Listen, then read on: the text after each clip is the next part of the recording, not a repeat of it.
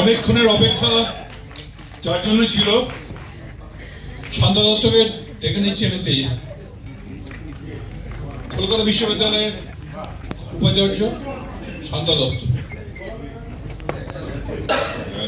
শান্তা দত্ত বলার আগে একটা আগের যে কথাগুলো হলো দিদিবান বললো, বিশেষ করে শামীম বলেছিল, সেই কথা থেকে একটা জায়গা না বললে পারছি না। আর্তেরও ওই বলে একটা নাটক লিখেছিলেন, তাতে লেখা ছিল যে হিটলারকে ক্ষমতায় এনেছিল কিন্তু জনতাই, গুন্ডামিকে অহেতুক প্রশ্রয় দিয়েছিল তারা। আর গুন্ডামিকে প্রশ্রয় দিলে যেটা হয় যে গুন্ডারাই একদিন রাষ্ট্রের শাসক। আমাদের রাজ্যের ক্ষেত্রে বোধ হয় এটা সত্যি হয়ে গেছে, আমাদের ওই জায়গাটা সত্য।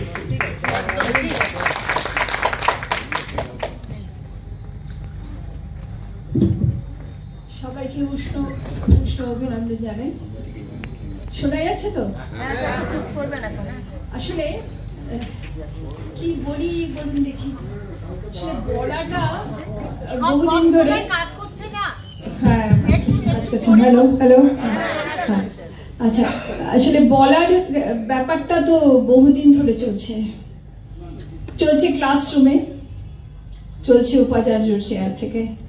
আর আমার এই সমস্ত সাথীরা তারা বারবার করে বলছেন, কিন্তু বলে বলে বলে বলে ক্লান্ত। যাদের উদ্দেশ্যে বলা হয় তাদের কানে ঢোকে না, তাদের মর্মে পৌঁছয় না, কারণ তারা তো সব কিছু জেনেই করে। তারা তো জানে যে তারা অত্যাচার করছে, তারা তো জানে যে তারা শোষণ করছে, এবং এই সামাজিক ব্যবস্থাটাকে তারা টিকিয়ে রাখতে চায়। 9 অগস্ট 2024 যেদিন অভয়ার এই প্রাতিষ্ঠানিক খুন হয়েছিল, পত্রিকায় বেরোয়, সেদিনই কিচ্ছু হয়নি, গাছের একটি পাতাও নড়েনি।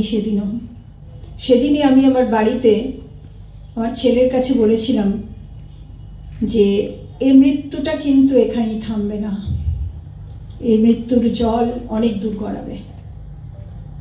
সেদিন কিন্তু একটা কোথাও শব্দ শুনে যায়নি। প্রথমেই আমি এই কথাটা বলি, কেন বলেছিলাম কারণ এই মৃত্যুটা আরো অন্য মৃত্যুর থেকে আলাদা। এই মেয়েটির উপরে যে অত্যাচার ঘটেছে সেটা অন্য নারী নির্যাতনের সঙ্গে এক করলে একদম হবে না। মেয়েটি একটি ডাক্তার, তাকে কষ্ট করে তার বাবা মা বড় করেছে। সে একটা প্রতিষ্ঠানে, সরকারি প্রতিষ্ঠানে দাঁড়িয়ে সে ডিউটিরত অবস্থায় তাকে খুন করা হয়েছে। তাকে ধর্ষণ করে খুন করা হয়েছে কিংবা খুন করে ধর্ষণ করা হয়েছে, এই প্রশ্ন অমূলক। সম্পূর্ণ জিনিসটা একদম নতুন ধাঁচে সাজানো, তাই এর জল কিন্তু অনেক দূর গড়াবে।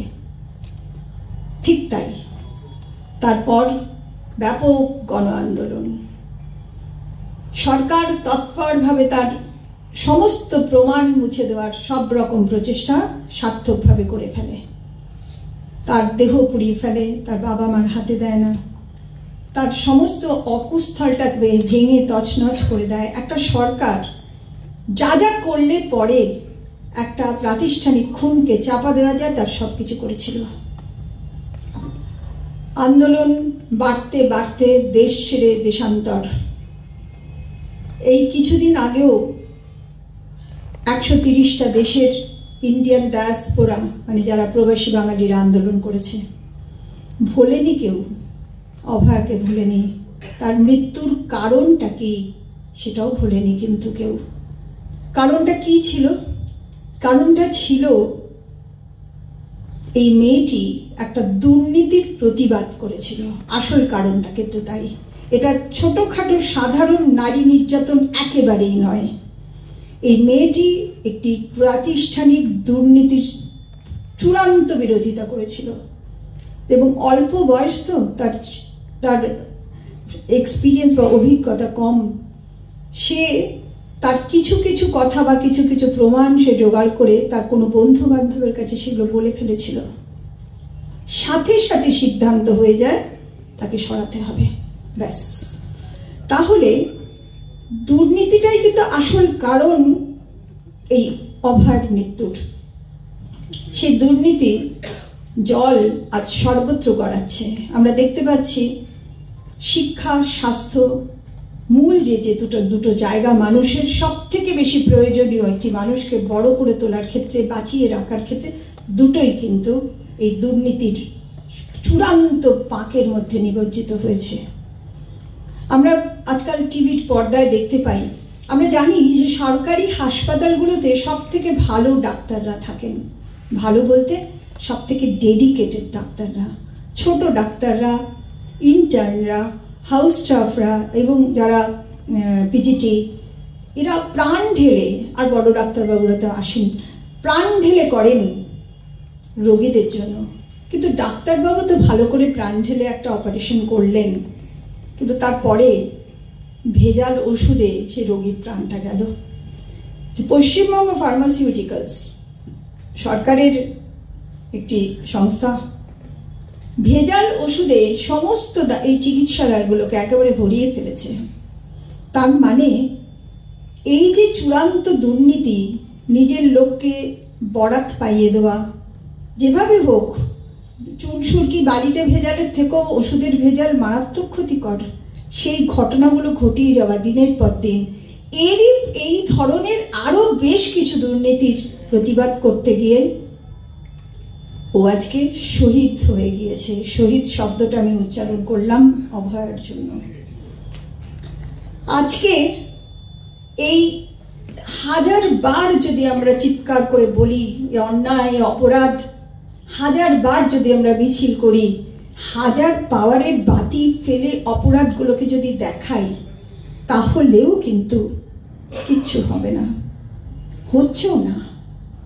আমরা অনেকদিন যাবত জানি তো, আমরা অনেক বছর আগে, সেই একেবারে কতকাল আগের কথা, 1926 সালে জন্মে 1947 মারা গেছে যে কবি সুকান্ত ভট্টাচার্য,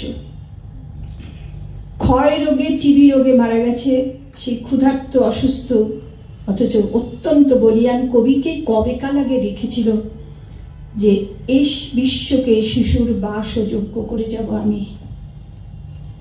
আজও হয়নি। কতদিন আগে বিদ্রোহ, প্রতিবাদ আন্দোলনকে দেখে আনন্দে লিখেছিলেন, এত বিদ্রোহ কখনো দেখেনি কেউ, দিকে দিকে ওঠে অবাধ্যতার ঢেউ, স্বপ্নচূড়া থেকে নেমে এসো সব, শুনেছ শুনেছ উদ্দাম কলরব শুনেছ। তারপর কোথায় গেল? সমাজ খারাপ হতে হতে হতে হতে আরো খারাপে নিমজ্জিত হয়ে গেল।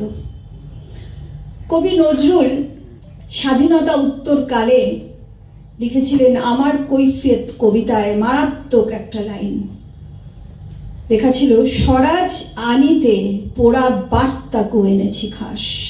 পোড়া বার্তাকু মানে পোড়া বেগুন। আরো বলেছিলেন, স্বরাজ আসিছে চড়ে জুড়ি গাড়ি। অত্যন্ত দুঃখের সাথে বলেছিল যে এই স্বাধীনতা নয়, আসলে এটা ক্ষমতা হস্তান্তর। পর্দার আড়ালে লুকিয়ে পড়েছে সাদা চামড়ার শাসক, সামনে রয়েছে বাদামি চামড়ার তার তাবেদার গোষ্ঠী। তাই ঠিক যা হওয়ার তাই হয়েছে। কতকাল আগের কথা। কবি দুঃখের সঙ্গে আস্তে আস্তে দুঃখেই বোধহয় তিনি শেষ জীবনে তার নার্ভের অসুখ হয়ে গিয়েছিল এই কবির। সলিল চৌধুরী স্বাধীনতা উত্তরকালের কবি, কবিতায় লিখছেন, সেই স্বাধীনতা আমরা পতাকা ওড়াই বিভিন্ন স্কুল কলেজে, সেই স্বাধীনতাকে আঙুল তুলে বলছেন, মানব না এই বন্ধনে, মানব না এই শৃঙ্খলে, মুক্ত মানুষের স্বাধীনতা অধিকার খর্ব করে যারা ঘৃণ্য কৌশলে। আজ ওদিকে দিকে আর্তের হাহাকার, হায় রে মাতা শিশু কাঁদে ঘরে ঘরে অনাহার, বিদেশির পাতে উচ্ছিষ্টের ভোজে, স্বার্থবাদী তার নিজের স্বরাজ খোঁজে। দুর্দান্ত কবিতা। এই গান হয়ে গান গেয়েছেন মান্না দে, সুরকার সলিল চৌধুরী, রচয়িতা সলিল চৌধুরী। তার মানে যুগে যুগে, দেশে দেশে, কালে কালে ক্ষণজন্মা মানুষরা জন্মায়। আমাদের দেশেও ছিলেন, তারা ভালো করে বারবার চোখে আঙুল দিয়ে দেখিয়ে গিয়েছিলেন যে স্বাধীনতা নয়। আর তাই আজকে এই ধরনের ঘটনা ঘটে। এই যে 26,000 চাকরি চলে গেল, আমরা জানতাম, আমাদের খুব ছোটবেলায় আমার দিদিমা বলতেন যে আমার মাসিদের বিয়ে দিতে গেলে, মানে ছোটবেলায় আমার কানে শোনা, যে সরকারি চাকরি করে এমন পাত্র খুঁজতে হবে। তার মানে হচ্ছে সরকারের চাকরি যায় না, তাহলে হলো সে সুখে অন্তত ডাল ভাত মাছ ভাত খেয়ে থাকতে পারবে। আজকে থাকলে দিদিমা কি বলতেন আমি জানি না। সরকারি চাকরি 26,000 সরকারের যোগ্য চাকরিরত শিক্ষকরা আজ পথের ধুলোয় গড়াচ্ছে। কেন না, তারা ওবিসির জল মেশানো যে সমস্ত ডেটা সরকার দিয়েছিল তাতে তাদের সবাইকে একসাথে বলেছে তালিকা ঠিক করে দাও, কারা অযোগ্য কারা যোগ্য ইত্যাদি তালিকা ঠিক করে দাও। সেখানে কোনো তালিকা দিতে পারেনি, অযোগ্য কারা যোগ্য কারা। অযোগ্য কারা তালিকা দেবে কি করে, কোন মুখে দেবে? কারণ অযোগ্য তো তারা তাদের নিজেদেরই লোকজনদের অযোগ্য হিসেবে ওখানে যোগ্য হিসেবে ঢুকিয়ে দিয়েছে, অযোগ্যদের দিতে পারেনি বলে সব শুদ্ধ চাকরি চলে গেল। ভারতবর্ষের ব্রিটিশ আমল কেন, তারও আগের আমল থেকে আজ পর্যন্ত ডিজাস্ট্রাস ঘটনা হচ্ছে এই ঘটনাটা, এই যে স্কুলের 26,000 চাকরি চলে যাওয়া। তারপর কি হলো? অনেক লড়াই করলো, অনেক মিছিল করলো, কিন্তু শেষমেশ পরীক্ষায় আবার বসতে হলো তাদের। ওদের 1000 খানিক পরীক্ষা দেয়নি, বাকিরা কাঁদতে কাঁদতে পরীক্ষা দিয়েছে। চুলে পাক ধরেছে, ছাত্রের সমান একজনের পাশে বসে পরীক্ষা দিচ্ছে। এটা নাকি স্বাধীন দেশ? আগে প্রথমে বুঝতে হবে যে দেশটা একদম স্বাধীন নয়। আগে এটাই বুঝতে হবে। স্বাধীনই যদি হবে তাহলে আমাদের সব থেকে বড় নেতা যে আমাদের দেশের, তিনি আমেরিকায় গিয়ে সামরিক বিমান কেনার চুক্তিতে সই করে আসেন কেন? স্বাধীনই যদি হবে তাহলে আমেরিকার পারমাণবিক কেন্দ্র তৈরি হবে ভারতে, তার চুক্তিতে সই করে আসেন কেন? কেন এই পরমাণু কেন্দ্র সাধারণ মানুষের কি কাজে আসবে? তারা খায় না মাথায় দেয়, এদিকে আমাদেরই ট্যাক্সের টাকা। আমরা নিজেরাই জানি যে কিছুদিন আগে আমরা তো সবাই ট্যাক্স দিই, যারা চাকরি করি সবাই ট্যাক্স দিই। সেই ট্যাক্সের টাকাগুলো সরকার জনগণের কল্যাণে কাজে লাগায় না এই ধরনের কাজে লাগায়। এদেশের স্বাধীনতা, আর্থিক স্বাধীনতা নেই, রাজনৈতিক স্বাধীনতা নেই, কোনোটাই নেই। আর তাই যারা এই শাসন ব্যবস্থাটাতে বসে আছে তারা খুব জেনে শুনেই জানে, জেনেই বসে আছে। যেমন আমি মজা করে আমার ছাত্রীদের বলতাম, পুরোহিত সব থেকে ভালো করে জানে যে ভগবান বলে কিছু নেই। পুরোহিতের থেকে এত ভালো কেউ জানে না। হাত যে দেখে হস্তরেখা, তার থেকে ভালো কেউ জানে না যে হস্তরেখা আসলে কিছু নয়। ঠিক তেমন এই শাসন ব্যবস্থায় যারা বসে আছে তারাই সব থেকে ভালো করে জানে যে দেশটার স্বাধীনতা নেই। আর আমরা কিছু সাধারণ মানুষ এই ভুল বুঝে বসে আছি যে ওই বোধহয় আজকে এই সরকার বদলে আরেক সরকার এলে বোধহয় কিছু ভালো কিছু দেখতে পাবো। কখনো নয়, একেবারেই নয়।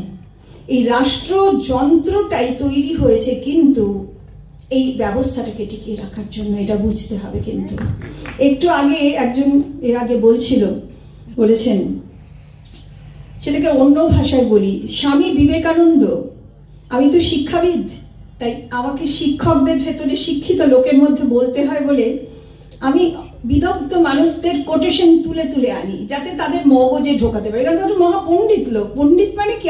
আত্মম্ভরিতা, যে বিরাট বুঝি, সব বুঝি। সুতরাং এগুলো বললে পরে তারা বোঝে, মানে আমি বলছি বুঝবে না, কিন্তু বিবেকানন্দ বলছে বুঝবে, নেতাজি বললে বুঝবে। তো সেটাই নিতে হয় আমাকে। আমার পড়াশোনার যা পরিসর তার মধ্যে থেকে স্বামী বিবেকানন্দ একটা সাংঘাতিক কথা বলেছিলেন, একটা দেশ খারাপ হয়ে যায় কেবলমাত্র কিছু খারাপ লোকেদের জন্য নয়, ভালো লোকেদের নীরবতার জন্য। মারাত্মক কথা। ওই বিপ্লবী সাধু বলি ওনাকে, আমি ওনার নামই দিয়েছি বিপ্লবী সাধু। এই কথাটা মনে রাখতে হবে। কিন্তু অনেক সময় আমি আমার ইয়াঙ্গার জেনারেশন ছাত্রছাত্রী, আমার ছেলেকেও দেখি প্রচন্ড রেগে গিয়ে বলে এই কে মারতে হবে ওকে, এই কেন এরকম করছে, এত বড় সাহস, ইত্যাদি ইত্যাদি বলেও। আমি তখন বলি ওদেরকে যে ওরা ওদের কাজটা খুব ভালো করে করছে, কোনো অসুবিধে নেই তো, ওরা তো এটাই করতে এসছে, ওরা তো এটা করবে বলেই ক্ষমতায় আছে। তুমি আমি কি করছি সেটা হচ্ছে প্রশ্ন, আমরা কি করছি এটাই হচ্ছে প্রশ্ন। তাই সব থেকে আগে আমাদের এই জায়গাটা বোঝার দরকার। আজকে কলকাতা বিশ্ববিদ্যালয়ে আমি একটা অন্য হাওয়া বইয়ে দিয়েছি, পেরেছি বাওয়াতে, যার জন্য সমগ্র সিন্ডিকেট আমার পাশে এসে দাঁড়িয়ে ওই রকম একটা কাজ করতে পেরেছি। পরীক্ষার দিনে হবে 30,000 ছাত্রছাত্রীর পরীক্ষা চেঞ্জ করে দেওয়ার জন্য নানা রকম অনুরোধ এসেছিল, অনেক ওপর মহল থেকে অনুরোধ এসছে। আবার দুধে অফিসারদের বসিয়ে দেওয়া হয়েছে যাতে তাদের দেখে সিন্ডিকেটের বিদ্বান ব্যক্তিটা মুষড়ে পড়ে, কারণ মুষড়েই তো জীবনটা কাটিয়ে দিয়েছেন এতদিন। কিন্তু আসলে ভয় যেমন ছোঁয়াছে, আমার একটা কথা বোধহয় বাইরে খুব চলছে, ভয় যেমন ছোঁয়াছে সাহসও তেমন ছোঁয়াছে। ওই সিন্ডিকেটের মেম্বাররাই রুখে দাঁড়িয়ে বলে দিল যারা পরীক্ষা হবে, এত সহজ নয়। 30,000 ছাত্রছাত্রী মানসিক প্রস্তুতি নিয়ে বসে আছে, পরীক্ষা রুটিন করতে অনেক অনেক সময় লেগেছে, অনেক পণ্ডিত লোকেদের লেগেছে। সুতরাং একটা কোনো তৃণমূল ছাত্র পরিষদের প্রতিষ্ঠা দিবসের জন্য পরীক্ষা পরিবর্তন করতে হবে, এটা আমরা মানব না। মুখের ওপর জানিয়ে দিল, আমি নই, আমার সিন্ডিকেট মেম্বাররা। অসাধারণ ব্যাপার এটা। এই কিছুদিন আগে বিশ্বকর্মা পুজোর ছুটি, তাই নিয়েও মিডিয়া এখন মানে পেলেই যা পায় তাই এখন মানুষের কাছে পৌঁছে দিচ্ছে। সেদিন ছুটি হবে কি হবে না, সরকারি পোর্টালে ওটাকে ছুটি ডিক্লেয়ার করা হয়েছে, কিন্তু বিশ্ববিদ্যালয়ের রেজিস্ট্রার বলে একজন ব্যক্তি আছেন তো, তার কাছে কোনো অর্ডার আসেনি, কোনো ম্যাচিং অর্ডারও আসেনি। এমনকি যে চিঠিটা নোটিশটা দেওয়া হয়েছিল সেখানে কপি টু 16 মেম্বার্সকে কপি দেওয়া হয়েছে, ইউনিভার্সিটি রেজিস্ট্রার্স বাদ। তাহলে ইউনিভার্সিটি ছুটি দেবে কেন? ইউনিভার্সিটির ক্যালেন্ডার তো ছুটি নেই। আর বিশ্বকর্মা পুজো তো সবসময় ইন্ডাস্ট্রির হতো আমরা জানি। এখন কর্মদিবস যত কমিয়ে ফেলা যায় তত ভালো, পড়াশোনার দিন যত কমিয়ে ফেলা যায় তত ভালো, যত কম জানে তত ভালো, তত ওদের মেনে নেবে, যত বেশি জানবে তত মানবে না, এটাই তো থিওরি। সুতরাং ছুটি দিতে হবে। কে শোনে? আমি তো অন্তত শোনার লোক নই। আমি আমার সমস্ত ডিগনিটারিজদের ডাকলাম, ডেকে বললাম দেখো এটা আপনি রেজিস্ট্রার, আপনি কি পেপার দেখে ছুটি দেবেন নাকি গভর্নমেন্ট পোর্টাল থেকে নোটিশ বার করে এনে ছুটি দেবেন? আপনার কাছে নোটিশ এসছে, অর্ডার এসছে, না আসেনি, তাহলে ছুটি নেই, ছুটি হলো না। উদাহরণ কি এলো, ভীষণ মুশকিল যে এই যে ম্যাডাম, ভীষণ অবাধ্য ম্যাডাম কি করছে, ছুটি দিল না। প্রেসিডেন্সি ছুটি দিয়েছে, বর্ধমান ছুটি দিয়েছে, যাদবপুর ছুটি দিয়েছে, গৌরবঙ্গ ছুটি, আর অনেক অনেক উদাহরণ। যাদবপুর ছুটি দিয়েছে ঠিকই, কিন্তু যাদবপুরের ছুটিটা ওদের ক্যালেন্ডারেই থাকে, ওটা এমনি আগে থেকে থাকে, যেটা ইঞ্জিনিয়ারিং ডিপার্টমেন্ট হচ্ছে সব থেকে বড়, আর ওদের একটা ওয়ার্কশপ থাকে, ওখানে পুজো হয়। এটা প্রথম থেকে বরাবর ওদের যে প্রভিসি তার সাথে কথা বলে আমি জেনে নিয়েছি, ওটা নোটিশের তোয়াক্কা করে। আর বাকিরা তো বর্তমানে সরকারি অফিস। সুতরাং আমার কাছে যখনই সাংবাদিকরা এসেছে আমি বলেছি যে ওনারা কেন দিয়েছেন তা সেটা ওনাদেরই জিজ্ঞেস করে নিন, আমি কেন দিইনি সেটা আমি বলে দিচ্ছি।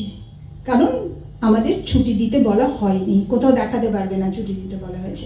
তো এই যে একটা প্রতিষ্ঠানে যারা হয়তো আগে প্রতিবাদ করেননি কোনো ব্যাপারে, তারা আজকে প্রতিবাদ করছেন, তাহলে মানুষকে নিশ্চয়ই, যে বললাম ভালো মানুষরা চুপ করে থাকলে সমাজটা খারাপ হয়ে যায়। আজকে একটা স্থানিকভাবে মানুষ যখন রুখে দাঁড়িয়েছে তখন কিন্তু অনেক অন্যায় তার কাছে মাথা নত করছে। এটাও তো জানা আছে যে কলকাতা বিশ্ববিদ্যালয়ের টিএমসিপির যে এখন বর্তমান জেনারেল সেক্রেটারি, সে ইউনিভার্সিটির গেটে দাঁড়িয়ে চূড়ান্ত গালিগালাজ করেছিল আমার উদ্দেশ্যে। সেগুলো কানে শোনা এবং মুখ দিয়ে বলা দুটোই খুব কঠিন যে কোনো মানুষের পক্ষে।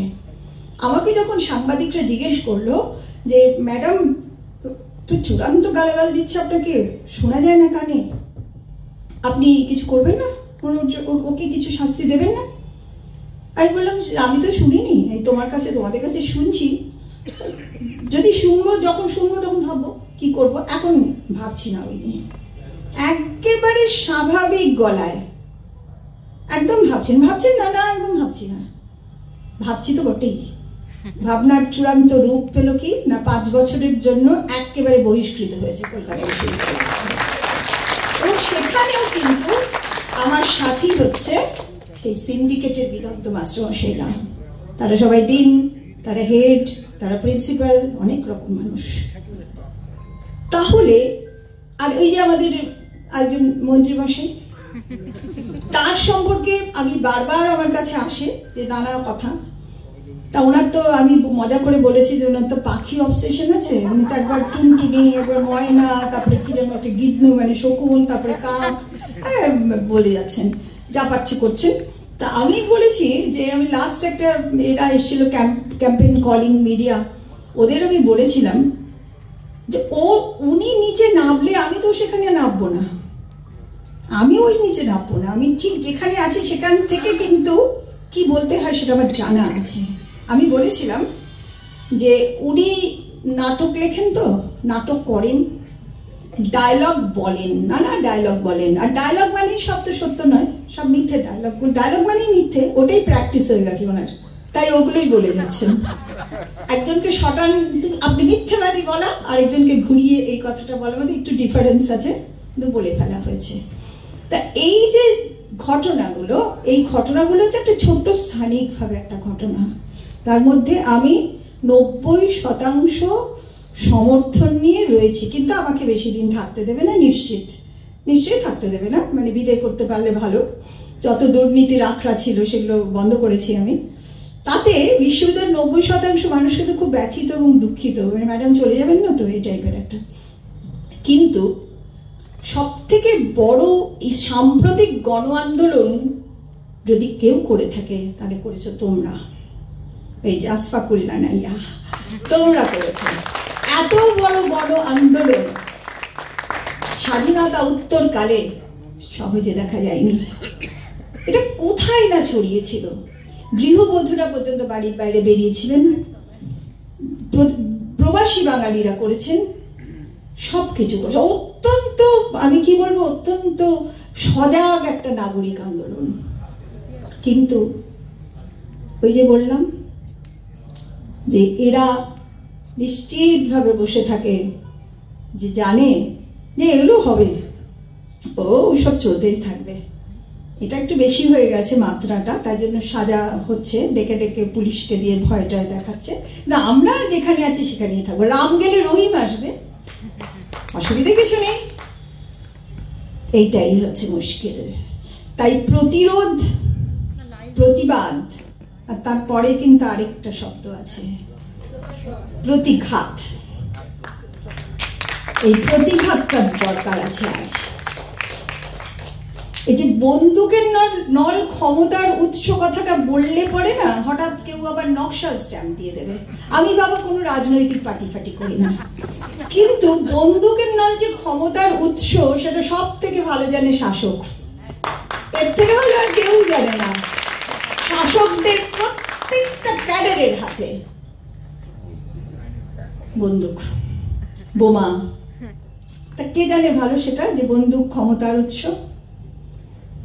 আর সব থেকে যেটা মজার ব্যাপার, যারা এই বন্দুকের নলই ক্ষমতার উৎস মনে করেন তারা তো জঙ্গলে জঙ্গলে লুকিয়ে ঘুরে বেড়াচ্ছে, তারা ব্যান্ড পার্টি আর কি তারা। কিন্তু যারা সংবিধান বিশ্বাস করেন, যারা ভোট রাজনীতিকে বিশ্বাস করেন, ভোটের মাধ্যমে সমাজ বদলে, তাদের হাতে বন্দুক কেন?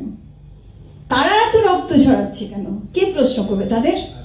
তাদের ক্যাডারদের হাতে এত বোমা বারুদ বন্দুক কোথা থেকে আসছে?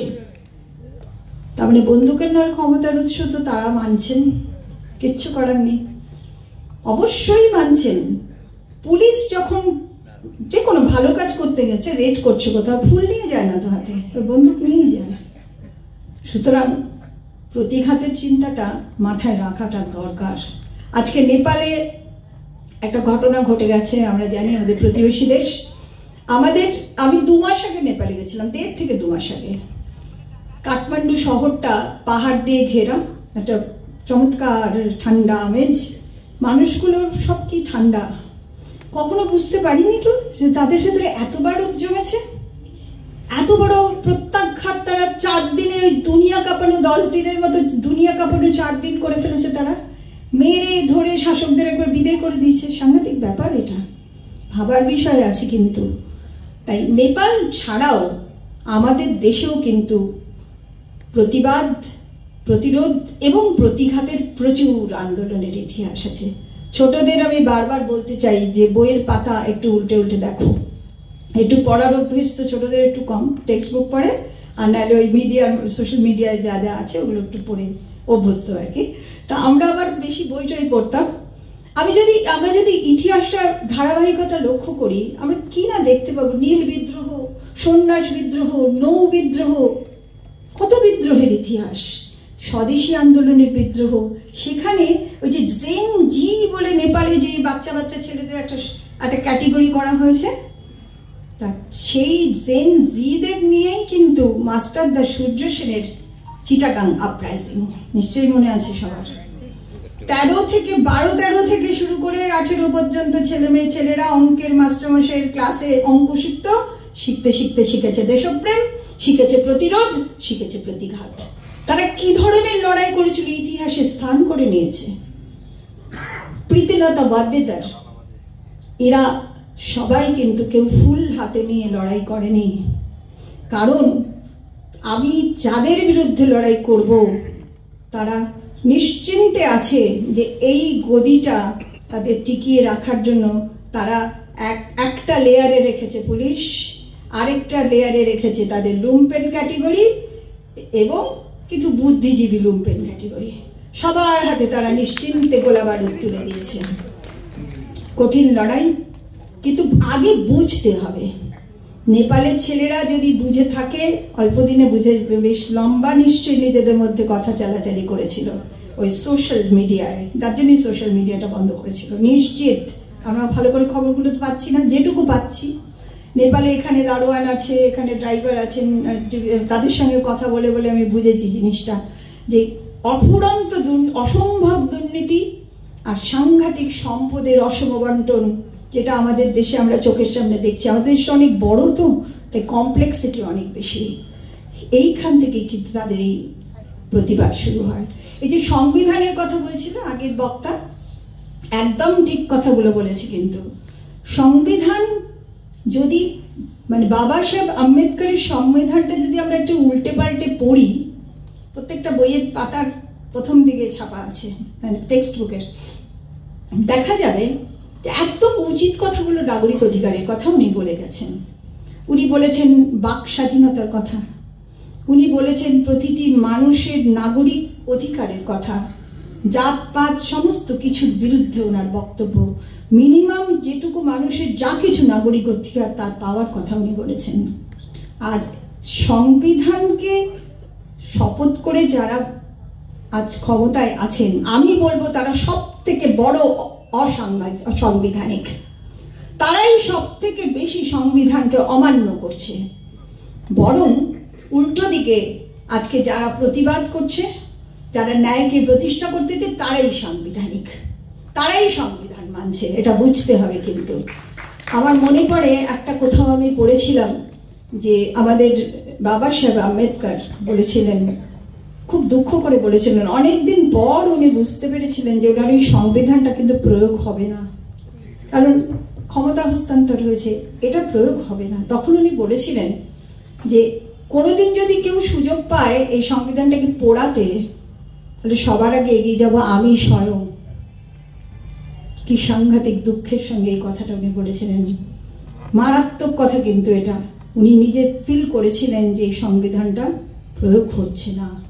তাই সংবিধানের ছত্রে ছত্রে যা লেখা আছে, আমাদের যদি আমরা মুক্ত ভারতবর্ষ তৈরি করতে পারি, যেখানে সবাই আমরা আনন্দে থাকবো নাগরিক অধিকারে, সেদিকে কিন্তু এই সংবিধানটাই আমাদের কাজে লেগে যাবে। নতুন করে সংবিধান লেখার প্রয়োজন নেই, কারণ সংবিধান বিরোধী কাজ করে যারা সংবিধানের নামে শপথ নেয় তারাই। আমি এই ডাক্তারদের মুভমেন্টের, এই দুর্নীতির বিরুদ্ধে যে শহীদ হয়ে যাওয়া মেয়েটির নামে শপথ করে আমি সমস্ত ডাক্তারদের বলবো যে আমি আমার সমগ্র সত্তা দিয়ে আমার সমস্ত ছাত্রছাত্রীদের কাছেও এই আন্দোলনকে আমি পৌঁছে দিয়েছি। আমি তোমাদের পাশে আছি এবং আগামী দিনে মনে রেখো একটাই কথা বলবো, যে যেটা খুব জোরালোভাবে বলেছিলেন কবি নবারুণ ভট্টাচার্য, নিশ্চয়ই অনেকের পড়া, এই মৃত্যু উপত্যকা আমার দেশ না, এ জল্লাদের উল্লাস মঞ্চ আমার দেশ না, আমরা আমাদের দেশকে ফিরে কেড়ে নেবই। ধন্যবাদ।